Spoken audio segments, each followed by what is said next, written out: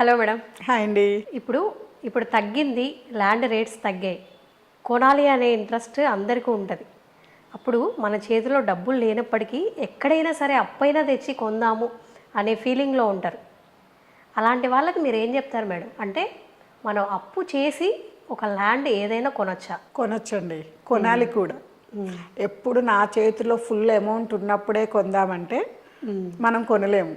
ఎప్పుడు ఎంతో కొంత, ఎందుకంటే మార్కెట్ ఎప్పుడు పెరుగుతూ ఉంటుంది కాబట్టి ఎప్పుడూ తక్కువ పడుతూనే ఉంటుంది. ధైర్యం చేసి కొంటే దాన్ని అడ్జస్ట్ చేయగలుగుతాం. ఒక పర్సన్ ఆలోచన, మేమున్న దగ్గర ఒక బజార్ ఉంది, ఒక్కరు కట్టారు ఇల్లు. సంవత్సరం తిరిగి వచ్చేసరికి బజార్ మొత్తం లెఫ్ట్ రైట్ మొత్తం కొత్త కన్స్ట్రక్షన్స్. ఎట్లా అంటే ఒక ఆలోచన అనమాట. నేను ఇది తీసుకోవాలని డిసైడ్ అయినప్పుడు నాకున్న చేతిలో ఉన్న ఆదాయం ఏంటి, లోన్ తీసుకుంటే ఎంత వస్తుంది, ఏం అడ్జస్ట్మెంట్స్ అవుతాయని ఆలోచన చేస్తారు చూడండి. ఆ ఆలోచనతోటి పని అయిపోతుంది. అయితే ఇప్పుడు పర్సనల్ బయట తీసుకొచ్చే అవసరం లేదు. ఇప్పుడు ప్లాట్స్లోనే లోన్స్ ఇస్తున్నారు. 70% లోన్ ఇస్తున్నారు. ఒక 5-6 lakhs చేతిలో ఉంటే కూడా అవి డౌన్ పేమెంట్, రిజిస్ట్రేషన్ ఫీ కట్టేసుకుంటే మిగిలింది లోన్ ఇస్తున్నారు. కాబట్టి ఆ లోన్ క్లియర్ అయ్యేసరికి, ఎందుకంటే లోన్ వాళ్ళు కూడా రేట్ ఆఫ్ ఇంట్రెస్ట్ కలెక్ట్ చేస్తారు కదా, కానీ దానికన్నా కూడా ఒక 10 times ప్లాట్ కాస్ట్ పెరుగుతుందండి. ప్లాట్ కాస్ట్ పెరుగుద్ది. మనం అప్పు తెచ్చుకున్నప్పటికి కూడా ఆ ఇంట్రెస్ట్ లెవెల్ కంటే ఇది ఎక్కువ పెరుగుతుంది. ఎక్కువ పెరగడానికి స్కోప్ ఉంది. అది 100% అది. లేకపోతే ఎవరు ఇన్వెస్ట్ చేస్తారు? ఇన్వెస్ట్ చేయరు కదా. ఎందుకనంటే ఒక 10 yearsలో ఒక 10 times పెరగడానికి కూడా స్కోప్ ఉంది.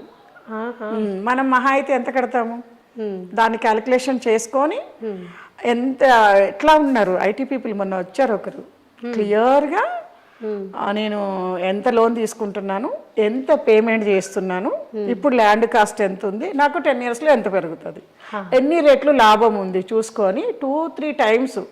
నేను తక్కువ చెప్తేనే 2-3 times ల్యాండ్ మీద ప్రాఫిట్లో ఉన్నాడు. హ్యాపీగా ఇన్వెస్ట్ చేశారు. అంటే ఒక రకంగా చెప్పాలంటే మనము ఈ మనీ కట్టుకునే ప్రాసెస్లో ఉన్నప్పటికీ అది పెరుగుతూనే ఉంటుంది. ఎందుకంటే మన ఈఎంఐతో వెళ్తుంటాం, రిజిస్ట్రేషన్ అయిపోతుంది, మన పేరు మీద డాక్యుమెంట్ ఉంటుంది, అది బ్యాంక్ వాళ్ళ దగ్గర ఉంటుంది అంతే. కానీ ల్యాండ్ రేట్ పెరుగుతూనే ఉంటుంది, మనం ఇది కట్టుకుంటుంటాం, ఇది తగ్గుతుంటుంది, టర్మ్ తగ్గుతూ ఉంటుంది. కాబట్టి ఈ టర్మ్ కంప్లీట్ అయ్యేసరికి అట్లీస్ట్ 2 times పెరుగుతుంది. 5 years నుంచి 20 years వరకు ఇస్తున్నారు. మళ్ళీ మధ్యలో ఇప్పుడు మనకందరికీ ఫామ్ ల్యాండ్స్ కట్టుకోవాలని ఇంట్రెస్ట్ ఉంది. మనకు ఒక 4-5 years అయినాకు, లేకపోతే ఒక 2 years అయినాకు మళ్ళీ చిన్నగా ఒక కన్స్ట్రక్షన్ చేసుకుంటే రేట్ ఆఫ్ ఇంట్రెస్ట్ వచ్చేసి కన్స్ట్రక్షన్ దాంతో పాటు ఇచ్చేస్తున్నాడు, తగ్గుతుంది. చక్కగా ఒక ఫామ్ హౌస్ మనకి రెడీ అయినట్టు ఉంటుంది. అట్లాంటి స్పెషాలిటీస్ కూడా ఇప్పుడు ఉన్నాయి. కాబట్టి హ్యాపీగా లోన్స్ పెట్టుకొని, ఎందుకంటే రైట్ టైం అండి. ఒక్కసారి రీజనల్ రింగ్ రోడ్ కానీ ఈ మూమెంట్స్ కానీ అందుకుంటే సిటీలో కన్స్ట్రక్షన్ కాస్ట్ విపరీతంగా మారిన మాట అయితే వాస్తవం. కానీ సిటీ అవుట్స్కట్స్లో రీజనబుల్గా ఉన్నాయి. మనం ఇవాళ తెలంగాణలో ఏ డిస్టిక్కి వెళ్ళి కొనాలన్నా కూడా 10-15 వేల రూపాయలు గజం లోపులేవు. దట్టు హైదరాబాద్ నియర్ బై ఆ రేట్లు దొరుకుతున్నాయి. అంటే ప్లాట్లలో రేట్లు పెరగలేదు, నాకు తెలుసు. ఎక్కువ అఫర్డబుల్ పెట్టలేనట్టుగా ప్లాట్లలో రేట్లు లేవు. కాబట్టి ఈ రేట్లలో కనుక ఇన్వెస్ట్ చేస్తే ఒక్కసారి ఇప్పుడు మనం అనుకున్న నెక్స్ట్ 10 yearsలో హైదరాబాద్లో వచ్చే గ్రోత్ చూసుకుంటే అట్లీస్ట్ 4 times 10 times పెరగడానికి స్కోప్ ఉంది. ఇప్పుడు 15 లక్షల ప్లాట్ కాస్ట్ అంటే ఒక్కసారి రోల్ తిరిగితే 30 లక్షలు మన చెయ్యి దాటిపోతుంది. 1 లక్ష రూపాయలు ఉన్నప్పుడు చాలా మంది ఇన్వెస్ట్ చేశారండి. 5 lakhs వచ్చే వరకు చాలా తగ్గారు, అంత ఎఫర్ట్ చేయలేకపోతున్నారు. ఇప్పుడు 15-20 lakhs వచ్చరికి చాలా ఫిల్టర్ అయ్యారు.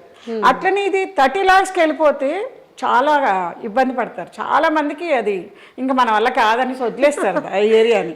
అందుకని ఏ మాత్రం అవకాశం ఉన్నా కూడా ఖచ్చితంగా ఇన్వెస్ట్ చేయండి.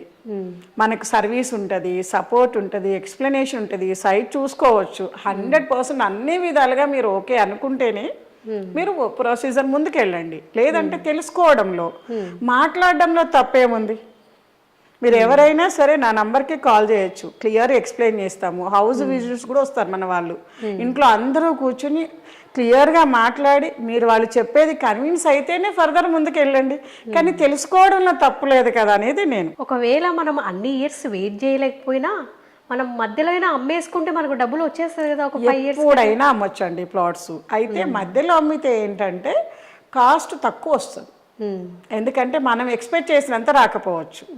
కానీ నేను అందుకే పాకెట్ పర్పస్ అడుగుతాను. మీరు రెడీ టు 2-3 yearsలో సేల్ చేస్తుంటే హైవే బిట్స్ తీసుకుంటే మీకు ఎప్పుడంటే అప్పుడు అమ్ముడుపోతే రేట్ పెరుగుతుంది. ఒక 5-6 years వెయిటింగ్ పీరియడ్ ఉందనుకోండి, 5-6 years ఆగితే అప్పుడు అక్కడ కన్స్ట్రక్షన్ మూవ్మెంట్ అవుతుంది, బిల్డర్స్ వస్తారు, మీరన్న ట్రేడర్స్ వస్తారు. అప్పుడు మనం చెప్పిన రేట్ వస్తుంది, అక్కడ మార్కెట్ రేట్ వస్తుంది. ఇప్పుడు వాళ్ళు ఎవరూ లేనప్పుడు మీరు అమ్మాలనుకుంటున్నారు, మరి అప్పుడు డిమాండ్ తక్కువ ఉంటుంది కదా, కాబట్టి వాళ్ళు అడిగిన రేటుకి ఇవ్వాల్సి వస్తుంది. అంటే 1 time 2 times ఎక్కువ ఇస్తారు మనం పెట్టిన దానికి. అంటే అక్కడ డెవలప్మెంట్ అయ్యేటప్పుడు అమ్మితే మనకు మంచి రేట్ వస్తుంది అంటే కన్స్ట్రక్షన్ అవి మూమెంట్ అందినప్పుడు మనం అమ్మితే మంచి రేట్ వస్తుంది. ఆ టైమే వెయిటింగ్ పీరియడ్ అంటాను నేను. మీరు ఒక 10 years వెయిట్ చేయాలన్నాను కదా ఇందాక, 10 yearsకి ఆ మూమెంటం వచ్చేస్తుంది. అక్కడ ఎప్పుడు అమ్ముకోవాలి అంటే దానికి కరెక్ట్ టైము, అక్కడ డెవలప్మెంట్ అయ్యే టైము స్టార్ట్ అయినప్పుడు, బిల్డర్స్ ఎంటర్ అయినప్పుడు, కన్స్ట్రక్షన్స్ మూమెంట్ అందుకుంటున్నప్పుడు రైట్ టైం అడుగుతారు. మనల్ని అడగాలి కస్టమర్, అప్పుడు కరెక్ట్ రేట్. మనం అడిగినప్పుడు తగ్గించే కొనుక్కుంటారు వాళ్ళు. మంచి టిప్ చెప్పారు. Thank you madam, thank you so much. Thank you అండి.